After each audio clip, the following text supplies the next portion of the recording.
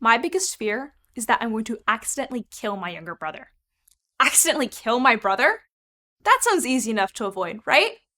Not quite. You see, like a growing number of people, my brother has severe food allergies.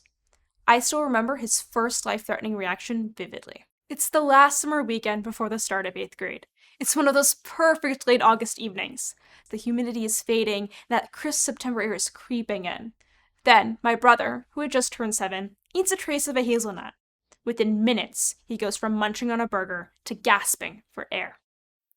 With his tongue swollen, he struggles to swallow, and his breathing is loud.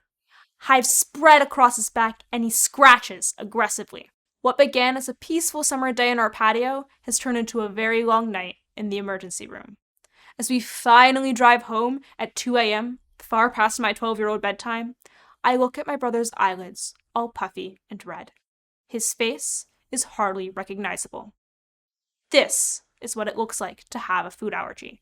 It spills into every aspect of life. Family members and friends alike greatly feel its effects.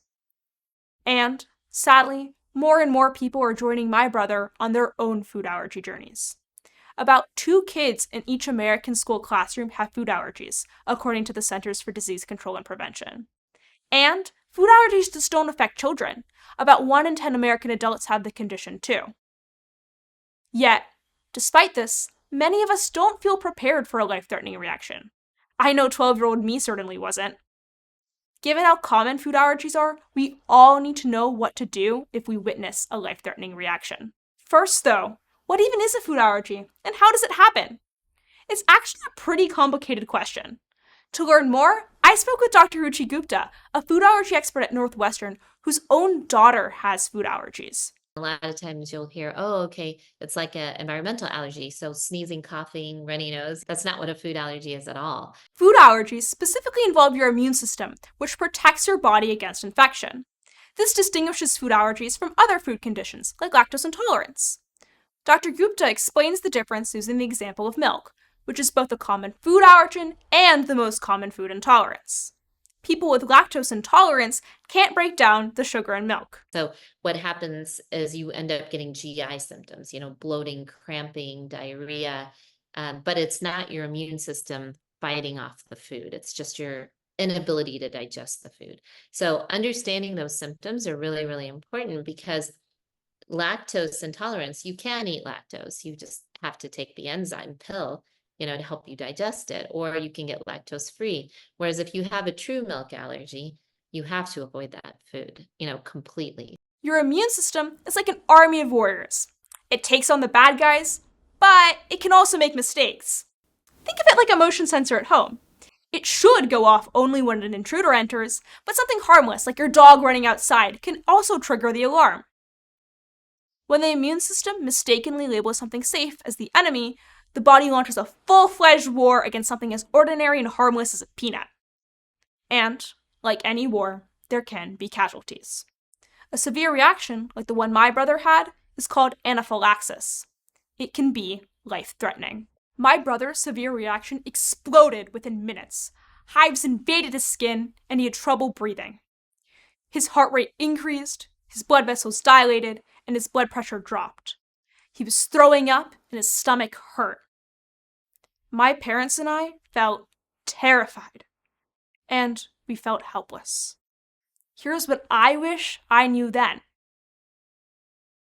As Dr. Gupta explains, it's important to recognize a life-threatening reaction. It's so important for people to know how to recognize a food allergic reaction, and it isn't easy.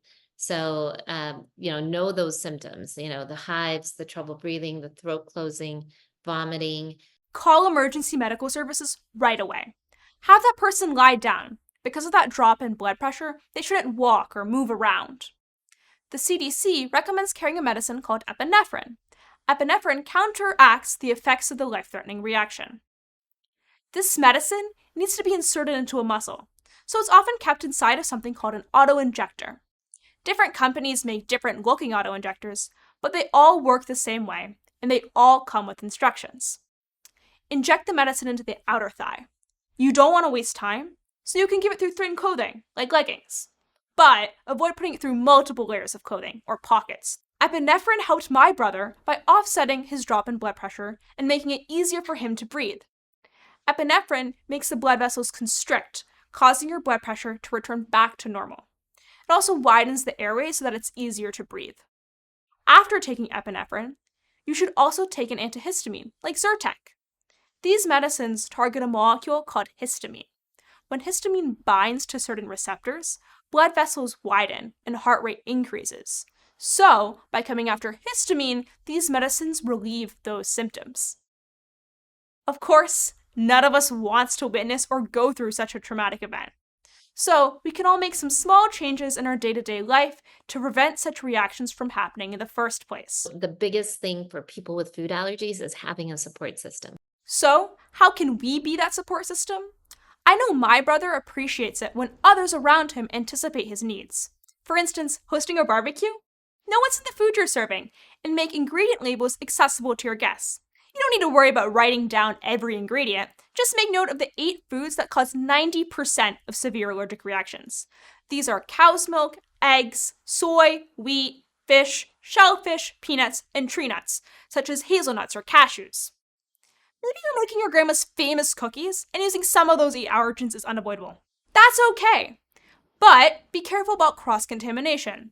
Make sure other foods you're preparing don't come into contact with the major allergens. For instance, if you baked peanut butter cookies and are now making an allergen-free dessert, clean all of your baking tools first.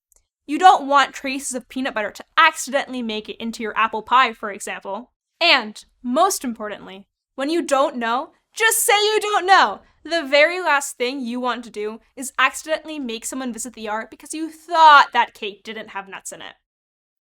Having watched my younger brother navigate this difficult journey, I know that food allergies are terrifying. But with preparation and compassion, we can make things better for all of the people in our lives with food allergies, one small step at a time.